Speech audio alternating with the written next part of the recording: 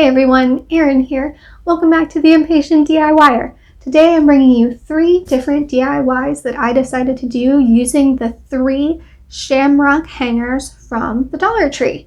Now, I got the 3 different ones that had shamrocks on them from the Dollar Tree. I didn't get the pot of gold kind of one, and I just did them up in 3 different ways using the stuff that I had on hand, most of which is from the Dollar Tree. I think there's definitely the Waverly chalk paint and things like that from Walmart, but I think that these are just some easy, quick ways to bring St. Patrick's Day into your life, so I hope you guys enjoy the tutorials.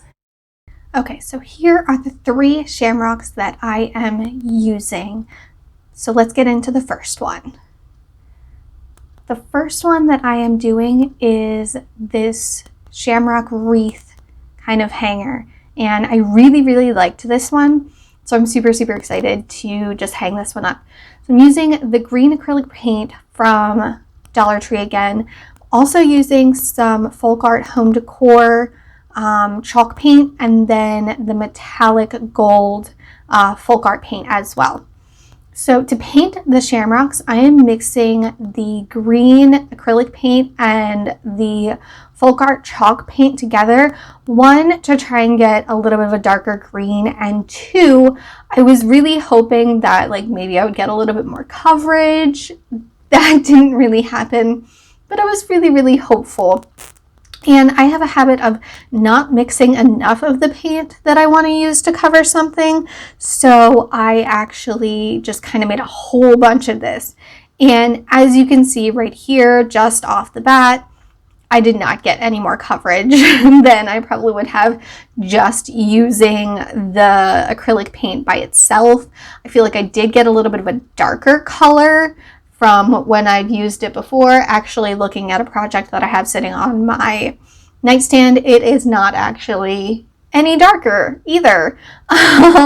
So I was hopeful. This is what it looks like with 2 coats, and after that was dried, I just went in with this metallic gold from folk art.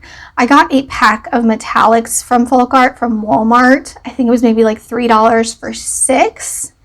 And I use these all the time. I really like just kind of the coverage that they have, and the colors I think are really nice. I think it comes with 2 golds, and this is the lighter of the 2 golds. So I went in at first with just kind of a regular paintbrush, and then I used a smaller brush around the outside, and I did do 2 coats of that gold. So now you can see my fail at attempting to pour some folk art on here. I wanted a little bit, and it was thick. That chalk paint is just thick. So that's about all I got on that corner right there, and it's actually all that I used.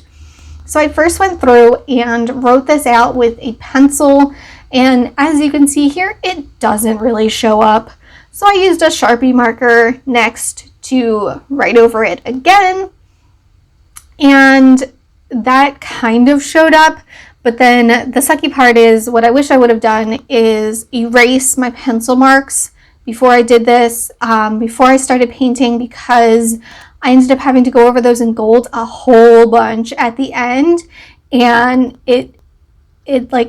I can still see it. You guys probably won't be able to see it, but it drives me nuts if I move it and the reflections and everything like that. So I highly recommend taking those pencil marks and erasing them, or whatever you can do before you start painting over these letters.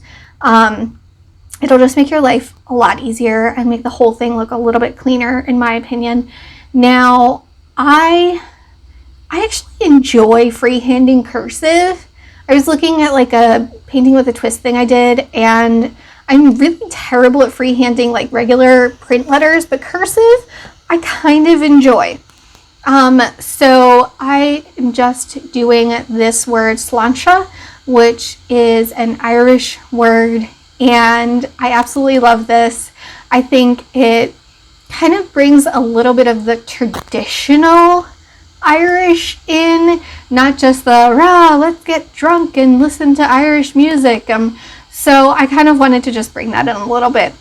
with this project, and I actually really like how it turned out. I did have to go in once I was done painting this over with the thinnest brush that I could find and do a little bit of fixing up, a little bit of covering over those pencil marks.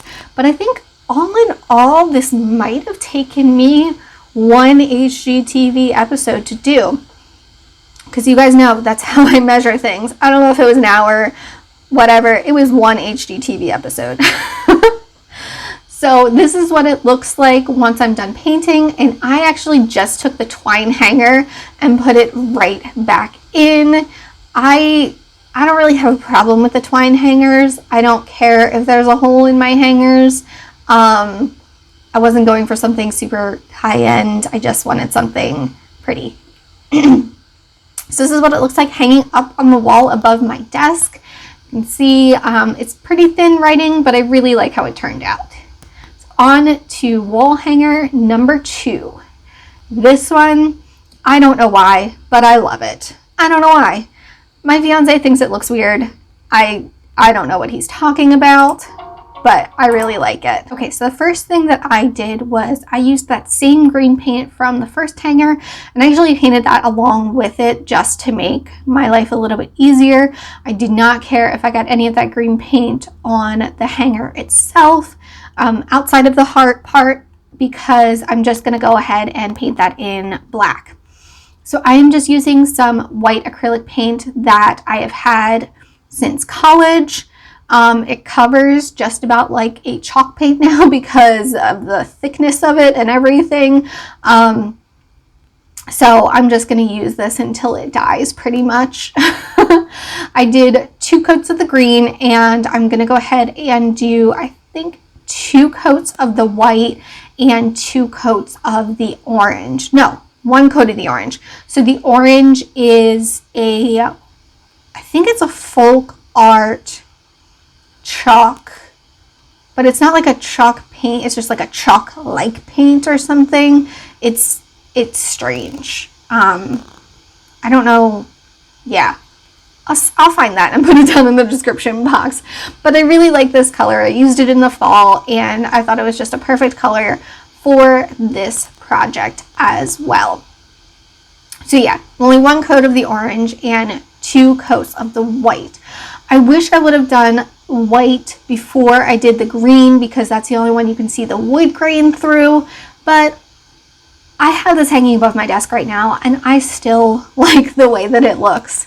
So now I'm coming back in with that folk art black chalk paint, and I only had to do 1 coat of this because I poured so much paint, and I didn't use all of it to do all of this, which I just used a regular paintbrush and then went in those little corners of the heart and used a super thin paintbrush to do that. Because I only needed 1 coat, I ended up painting the back of this hanger as well, basically just so I could use up the paint because I didn't feel like putting it back in the bottle. Does anyone else do that? Does anyone else know? Is that just me and my laziness here? Okay, we'll see.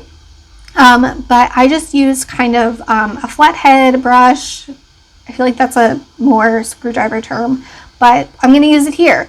I used a flat brush, and I was able to get along the edges super well. I only got it on the hearts a little bit in, like, I don't know, the corner of one of the green, or like one of the corners of the green heart. A couple places on the white, but you can barely see it. So this overall was a really easy project to do. Once again, probably took me only about 1 HGT episode, maybe half an HGTV episode, because I don't even think I used my heat gun to dry this. So that's a new one for me, because I use my heat gun for like everything. I think it just dried that quickly. But here you can see I'm using the smaller brush to get in all those little cracks right there, and that worked really well. And then I also used the smaller brush to do some touch-ups. Then I went and did all of the edges with the black and the back of this, which you guys didn't need to see that, so I just kind of cut that out because that was just craziness right there. Like, look at how much black paint's left. Look at all of that. So once I finish this, just like the last one, I am reusing that twine hanger. This one, there was still black paint that was wet in there, but this one's super easy and awesome because it's got that plastic thing on the end. I really love that. And once again, here this one is hanging above my desk, and this is actually the one that I've kept hanging above my desk. I really like this one. I just think it pops. Like I said, my fiance thinks it's weird. Do you guys think this looks weird? Please tell me, because I need to know if I'm weird now. So, third and last DIY is the last and most simple hanger, and I went gnomes with this one. So first thing we're doing with this is taking out that twine so that I don't get paint over all of that. And what I should have done before I painted this is actually kind of took my X-Acto knife and went in that hole, because it was actually really hard to get the twine back in that hole. I ended up having to take my craft knife and like drilling into it. I think I have that at the end, so you'll see that. But all I did was take the folk art. I believe this is white Adirondack is the color for this one. And I did 2 coats of that. And then what I'm going to do is, I hate the edges on these window hangs. Like, I have to cut them off. So I'm just using the Gnome window clings, window clings, not window hangs. Window clings from Dollar Tree.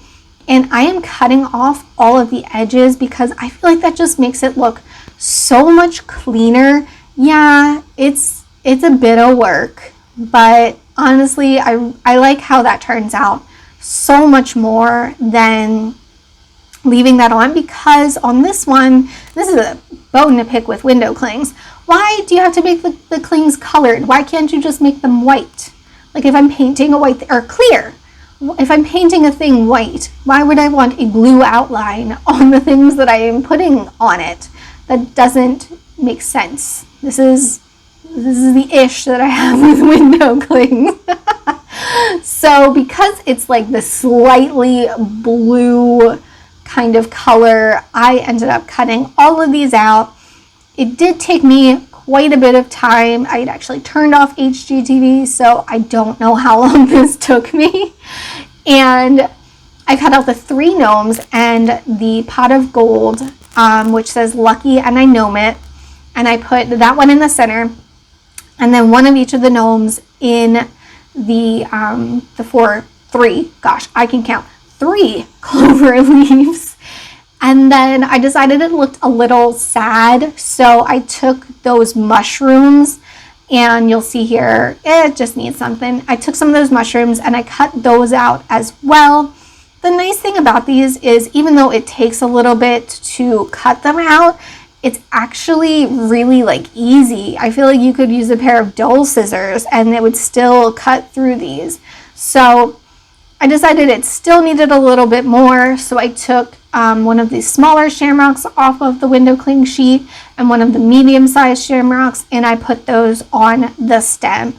I just didn't want, it's a lot of white, and I'm keeping it a lot of white, but I didn't want it to feel super empty, so that's why I threw those on there. I did use Mod Podge to secure those on there, and apparently my footage was corrupt. But this is what it turns out. I like the matte Mod Podge on there because I feel like it just goes well with the white chalk paint. I love this one. That is that for those tutorials, guys. I really hope that you like these super simple St. Patrick's Day hanger DIYs that I put together.